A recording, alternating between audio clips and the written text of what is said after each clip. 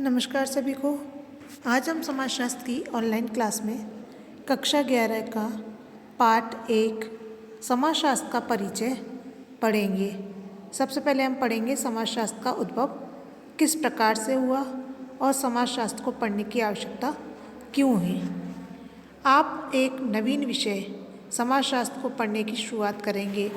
बच्चों, इससे पहले हमने हिंदी, अंग्रेजी, इतिहास, भूगोल आदि विषयों को तो पढ़ा है, लेकिन समाजशास्त्र को हम अब पढ़ना शुरू करेंगे। हम इस विषय के संदर्भ में वह सब जानेंगे जो इस स्तर पर आवश्यक है, यानी जो ये विषय है, इस विषय में इस समय हमें क्या क्या जानने की आवश्यकता है, हम उन सारी टॉपिक को, सारे विषयों का इसमें जानेंगे। इसकी शुरुआत हम समाजशास्त्र की एक विषय के रूप में उत्पत्ति से करेंगे कि समाजशास्त्र एक विषय है, इस रूप में हम इसको पढ़ना शुरू करेंगे। समाज में बनने वाले एवं विकसित होने वाले साधन, तकनीक, यंत्र, परंपराएं, सामाजिक मूल्य इत्यादि तात्कालिक समाज की आवश्यकता के कारण ही जन्म लेते हैं। अब बताया गया कि समाज में विकसित होने वाले जो साधन हैं, तकनीकें, परंपराएं, ये सारे के सारे तत्कालीन समाज की आवश्यकता के कारण, उस समय जो समाज की आवश्यकता है उसके कारण से ये जन्म लेते हैं या उत्पन्न होते हैं। इस प्रकार किसी विषय की उत्पत्ति भी समाज में तात्कालिक आवश्यकताओं की पूर्ति के लिए होती है। जब मनुष्य की रुचि अंतरिक्ष में बढ़ी तो खगोल विज्ञान का विकास हुआ। अब बताया गया है कि तात्कालिक आवश्यकताओं की पूर्ति के लिए होता है। किस प्रकार से होता है? जैसे मनुष्य को जब अंतरिक्ष में जाने की रुचि हुई है, अंतरिक्ष के विषय में पढ़ने की रुचि हुई, तो खगोल विज्ञान का विकास हुआ। और समुद्र की गहराइयों के जानने के लिए समुद्र विज्ञान का विकास हुआ। बीमारियों से लड़ने के लिए आयुर्वेद एवं चिकित्सा विज्ञान, अगर किसी भी प्रकार की कोई बीमारी हो गई है या किसी भी प्रकार का कोई परेशानी है तो उससे लड़ने के लिए आयुर्वेद या चिकित्सा विज्ञान की आवश्यकता है। जिस प्रकार से इस समय जो महामारी फैली हुई है, कोरोना वायरस, उस महामारी से निपटने के लिए, उस महामारी को समाप्त करने के लिए इस समय किस चिकित्सा विज्ञान की आवश्यकता? चिकित्सा विज्ञान में एक वैक्सीन, एक टीके की आवश्यकता है, जो इस समय हमारे भारत के वैज्ञानिक क्या है, उस टीके की खोज को करने में लगे हुए हैं। इत्यादि का विकास हुआ। उसी प्रकार हमने समाज की गतिविधियों को समझने के लिए अर्थशास्त्र, राजनीति शास्त्र, राजनीतिक गतिविधियाँ इत्यादि का विकास किया। 19वीं शताब्दी के प्रारंभ तक, अब 19वीं शती के आरंभ तक ही ऐसे विज्ञान का विकास नहीं हुआ था जो संपूर्ण समाज का अध्ययन करता हो। हमने 19वीं शती तक ऐसा किसी भी विज्ञान के बारे में अध्ययन नहीं किया जो पूरे के पूरे समाज का अध्ययन करता हो। किंतु वैश्विक सामाजिक व्यवस्थाओं में बहुत तेज़ी से परिवर्तन हो रहा था। यह विश्व की जो सामाजिक व्यवस्थाएं, उनमें जो है परिवर्तन हो रहा था। इनमें से कुछ सामाजिक स्थितियां जिन्हें समाजशास्त्र के उद्भव के लिए जिम्मेदार माना जाता था, निम्न है। सन 1450 से 1800 के बीच, अब इसमें बताया गया है कि इस समय समाजशास्त्र के उद्भव के लिए कुछ स्थितियाँ ऐसी थी जो जिम्मेदार थी। वो थी सन 1450 से 1800 के बीच के समय में यूरोप में वाणिज्यिक क्रांति हुई। वाणिज्यिक क्रांति हुई। पुर्तगाल, इंग्लैंड, हॉलैंड और स्पेन जैसे देशों में एशिया के देशों से व्यापार को बढ़ाने की होड़ शुरू हो गई। भारत और अमेरिका जैसे देशों की खोज हुई। इससे यूरोप का एक वैश्विक व्यापार बदलने लगा। इससे जो क्या है, इसमें भारत और अमेरिका देश की खोज हुई और जो यूरोप का व्यापार था वो विश्व स्तर पर वैश्विक व्यापार में बदलने लगा था, विश्व व्यापार में बदलने लगा। कागज़ की मुद्रा का विकास हुआ। अब कागज़ यानी जो मुद्रा पहले चलती थी वो सिक्के के रूप में चलती थी, लेकिन बाद में कागज़ की मुद्रा का विकास होने लगा। बैंकिंग व्यवस्था का विकास हुआ। धीरे धीरे बैंक का निर्माण हुआ। मध्यम वर्ग का उदय हुआ और मध्यकालीन यूरोप में पुनः जागरण हुआ। इसे वैज्ञानिक क्रांति की शुरुआत माना जाता है। अब कह रहे हैं यहाँ पर मध्यकालीन यूरोप में जो पुनः जागरण काल की शुरुआत हुई थी, पुनः जागरण जो हुआ, इसे वैज्ञानिक क्रांति की शुरुआत माना जाता है। चिकित्सा के क्षेत्र में शरीर विच्छेदन, शरीर विच्छेदन को स्वीकार किया गया। रसायन शास्त्र, भौतिक शास्त्र, गणित व खगोल विज्ञान इत्यादि का विकास हुआ। आप कह रहे हैं यहाँ पर वैज्ञानिक क्रांति की जब शुरुआत हुई थी उसी समय चिकित्सा के क्षेत्र में जो है मानव शरीर का विच्छेदन होने लगा। डिसीजन ऑफ ह्यूमन बॉडी को स्वीकार किया जाने लगा और रसायन विज्ञान, भौतिक विज्ञान का भी विकास हुआ। अब हम देखते हैं कि फ्रांसीसी क्रांति क्या है। सन 1779 में फ्रांस में क्रांति हुई थी। इस क्रांति द्वारा स्वतंत्रता, समानता, बंधुत्व का विचार उभर करके सामने आया। क्या कह रहे हैं कि सन 1789 में फ्रांस में क्रांति हुई और इस क्रांति के द्वारा जो स्वतंत्रता, समानता एवं बंधुत्व का विचार था है ना, वो उभर करके सामने आया, सबके सामने उजागर हुआ और लोग अपने अधिकारों के प्रति जागरूक हो गए कि लोगों के जो अधिकार हैं उनको किस तरीके से पाना चाहिए, इसके प्रति वो सचेत हो गए। क्रांति से पूर्व फ्रांस में राजशाही थी। धार्मिक आडंबर भी बहुत अधिक थे। आम जनता अकाल, कुपोषण, सामाजिक असमानता व शासन के अत्याचारों से पीड़ित थी। क्रांति के द्वारा व्यवस्था बदल गई। क्या क्रांति हुई और क्रांति के जो अत्याचार से पीड़ित थी और क्रांति के द्वारा जो पूरी व्यवस्था थी वो पूरी व्यवस्था बदल गई थी। लोकतंत्र की स्थापना हुई। फ्रांसीसी क्रांति में मॉन्टेस्क्यू, वॉल्टेयर व रूसो जैसे दार्शनिक विचारों के विचार महत्वपूर्ण योगदान माना जाता है। ये सारे क्या है, दार्शनिक है। फ्रांसीसी क्रांति के जो मॉन्टेस्क्यू दार्शनिक है, वॉल्टेयर व रूसो जैसे दार्शनिकों के विचारों का महत्वपूर्ण योगदान माना जाता है। इनके विचारों में तार्किकता का विकास हुआ। तार्किकता यानी तर्क वितर्क करना, किसी भी बात को आगे जानना, उसकी खोजबीन करना, पूरा तर्क के द्वारा उसको जानने का प्रयास करना। औद्योगिक क्रांति 18वीं शताब्दी के उत्तरार्ध व 19वीं शताब्दी के पूर्वार्ध में यूरोप के कुछ देशों की तकनीकी और सामाजिक, सांस्कृतिक व आर्थिक स्थितियों में बड़ा बदलाव आया। इसे औद्योगिक क्रांति का नाम दिया गया। अब किसे औद्योगिक क्रांति का नाम दिया गया? 18वीं शताब्दी के उत्तरार्ध और 19वीं शताब्दी के पूर्वार्ध में यूरोप के कुछ देशों की तकनीक और सामाजिक, सांस्कृतिक व आर्थिक स्थितियों में बड़ा बदलाव आया। इसे औद्योगिक क्रांति का नाम दिया गया। औद्योगिक क्रांति की शुरुआत इंग्लैंड से मानी जाती है। प्रश्न कई बार पूछा जाता है कि औद्योगिक क्रांति की शुरुआत कहाँ से हुई? तो औद्योगिक क्रांति की शुरुआत इंग्लैंड से हुई। इस क्रांति ने यूरोप व अन्य देशों के नागरिकों के सामाजिक, आर्थिक जीवन में अनेक बदलाव किए। ये जो सामाजिक जीवन है, उनका आर्थिक जीवन है, इसमें इस औद्योगिक क्रांति के कारण लोगों के जीवन में बदलाव आया। नागरिकों के अब यहाँ पर जो सामाजिक जीवन है, उनकी जो सामाजिक व्यवस्था थी वो बदल गई, अर्थव्यवस्था थी वो भी बदल गई। उद्योगों का मशीनीकरण हुआ। जो उद्योग थे, पहले छोटे छोटे कुटीर उद्योग, लघु उद्योग थे, वो बड़ी मशीनीकरण में बदल गए। उत्पादन में अत्यधिक वृद्धि हुई। पूंजीवाद का विकास हुआ। औद्योगिक श्रमिकों के रूप में नए वर्ग का उदय हुआ। अब यहाँ पर बता रहे हैं कि जो नागरिक थे उनके सामाजिक और आर्थिक जीवन में जो बदलाव हुए थे, उन बदलावों के कारण उद्योग जो है मशीनीकरण में बदल गए। मशीनीकरण हुआ।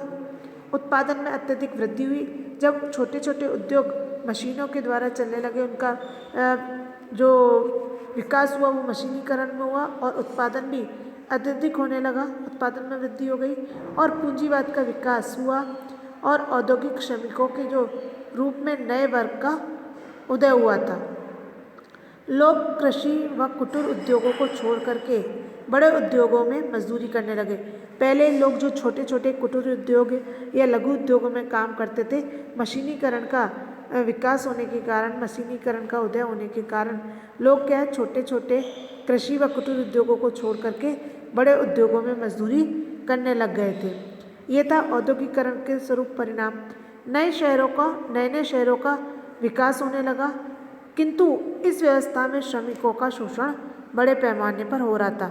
अब क्या है, मशीनीकरण का उदय होने के कारण से लोग जो है छोटे उद्योगों को छोड़ करके बड़े उद्योगों में मजदूरी करने लग गए थे और इससे नए शहरों का विकास होने लगा, क्योंकि मशीनी व्यवस्था जो थी वो शहरों की तरफ थी और शहरों में लोग जा कर के रहने लगे और इसके कारण से क्या है, श्रमिकों का शोषण बड़े पैमाने पर हो रहा था। लोग रोजगार की तलाश में क्या है, मशीनों में बड़े उद्योगों में काम करने के लिए शहरों की तरफ, नगरों की तरफ पलायन करने लगे थे, तो कहीं ना कहीं किसी न किसी रूप में उनका शोषण किया जाने लगा। इस प्रकार यूरोप में होने वाले सामाजिक, सांस्कृतिक, धार्मिक व आर्थिक बदलावों ने एक ऐसे विषय की आवश्यकता को उत्पन्न किया, सामाजिक व्यवस्था का वैज्ञानिक तरीके से अध्ययन कर सकें। अतः सन 1838 में फ्रांसीसी दार्शनिक अगस्त कॉम्टे ने एक विषय के रूप में समाजशास्त्र की शुरुआत की थी। प्रश्न पूछा जाता है कि समाजशास्त्र की शुरुआत किसने की थी, तो समाजशास्त्र की शुरुआत अगस्त कॉम्टे ने की थी। और पूछा जाता है कि कब की थी, तो सन 1838 में फ्रांसीसी दार्शनिक अगस्त कॉम्टे ने। यह पूछा जाता है कि समाजशास्त्र का जनक किसे कहा जाता है, तो समाजशास्त्र का जनक अगस्त कॉम्टे को कहा जाता है। एक विषय के रूप में समाजशास्त्र की शुरुआत की। उन्होंने पहले इसे सामाजिक भौतिकी नाम दिया था। समाजशास्त्र से पहले इस विषय को सामाजिक भौतिकी का नाम दिया गया, जिसे बाद में समाजशास्त्र कर दिया, और इस सामाजिक भौतिकी का नाम बदल करके बाद में समाजशास्त्र कर दिया गया।